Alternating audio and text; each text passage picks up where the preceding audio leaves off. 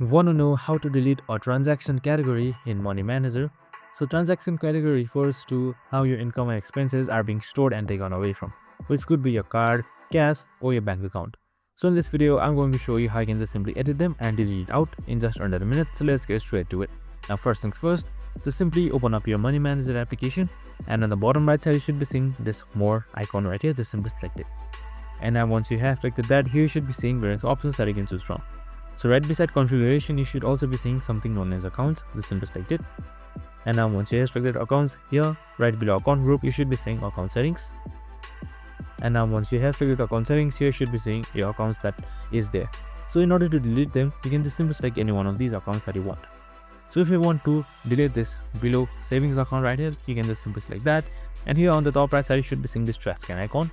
Select it, select yes, and your account should be deleted just like this. And that's it. I hope this video helped. If it did, make sure to like, subscribe, and tune in with us for more of these videos.